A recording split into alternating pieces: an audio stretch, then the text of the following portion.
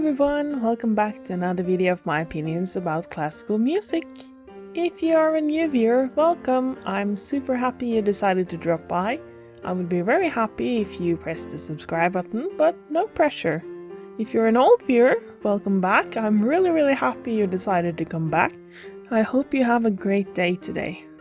Today I'm going to talk about a piece that is written by Mussorgsky, and that would be the Promenades from Pictures at an Exhibition. There are 5 promenades in total, and in the end of the video I am going to rank them, so stay tuned for that.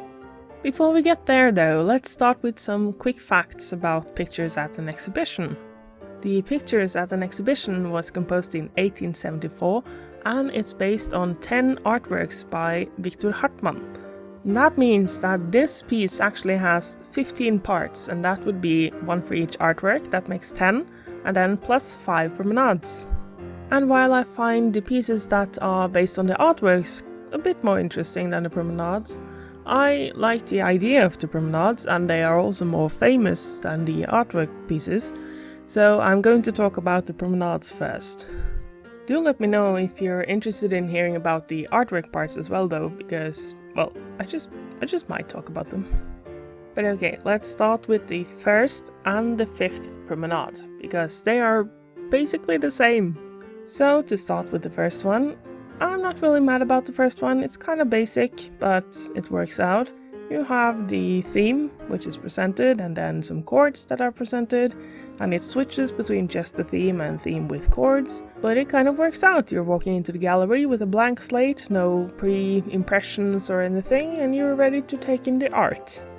Which is kind of why I feel like the last promenade should probably be like a mix of the impressions from the different artworks we've been looking at, and everything that we've experienced walking through the gallery.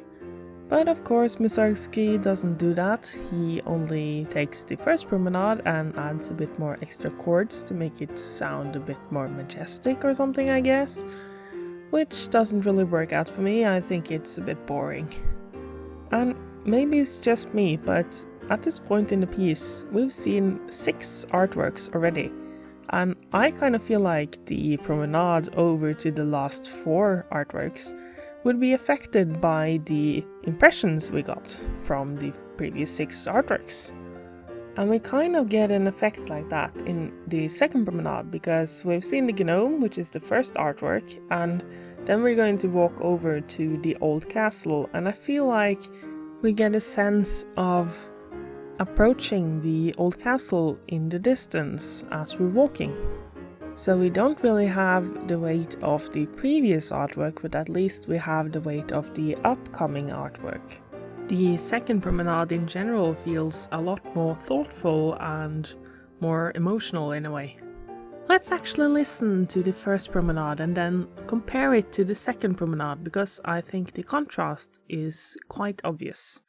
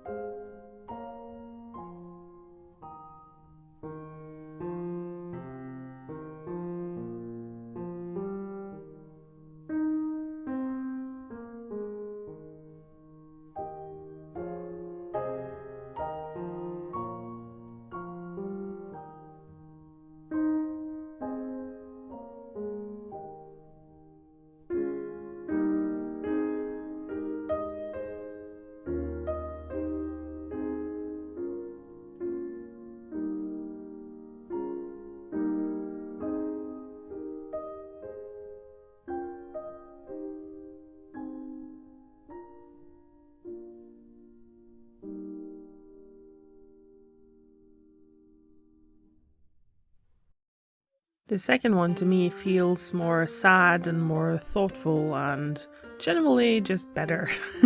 It feels like Mussorgsky actually thought about something while composing it rather than just doing the mechanical work of composing, which is also an important part of composing, but sometimes you need a bit of extra thought. I kind of feel like the same kind of thought happens in the fourth promenade. It doesn't really get the same feeling in the third promenade, but you still have a bit more thought than the first and the last promenades.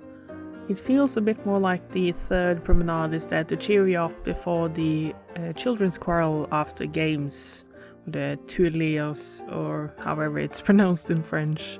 The third promenade is actually the shortest of the promenades, and I think that's fine because you just want a short break before you get the next set of artworks. And I think that Mussorgsky achieves this by using a brighter key.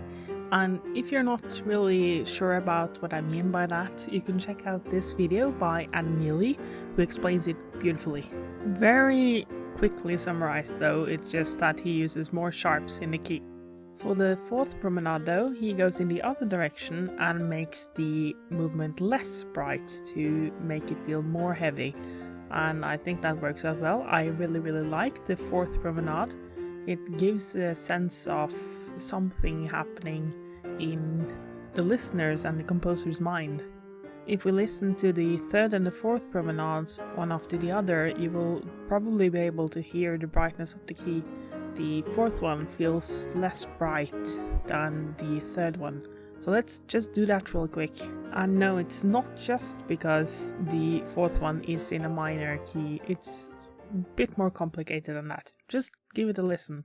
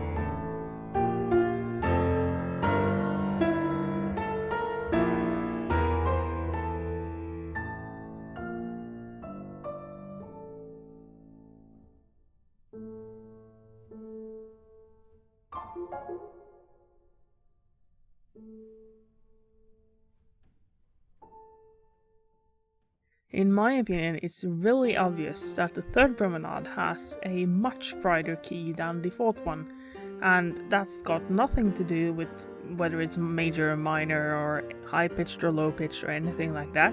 It just feels lighter and brighter.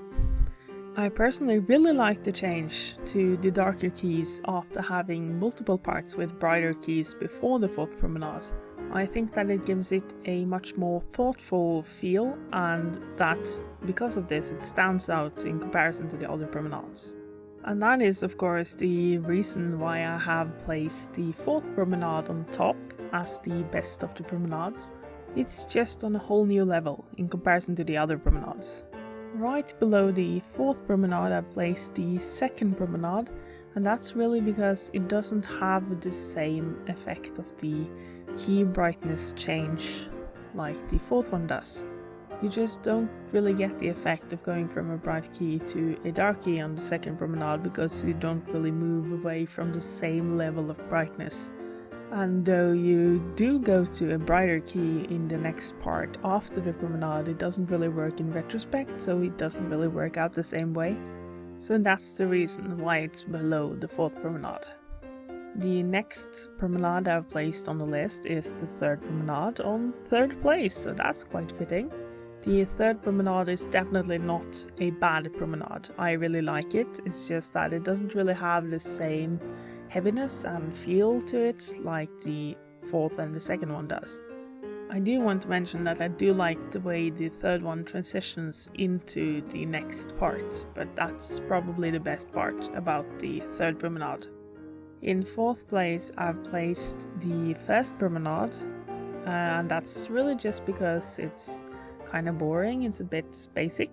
It does its job with presenting the theme and the chords, but aside from that, it doesn't really have anything super interesting about it. I have to say though, I really like the transition into the next part from the first Promenade, which is why I've added the first bar of the gnome in the clip of the first Promenade. But okay, that leaves only the fifth and last place, so that would be the fifth and last Promenade. The fifth Promenade is really just the first Promenade's boring sibling or something like that. I just don't like the fifth Promenade. It's really boring to listen to. It's got nothing interesting about it. It's just chords. I know it's supposed to sound like big and majestic and super cool and all that fun stuff, but it really doesn't do anything for me. It's just chords. It's a chord progression. It's not interesting.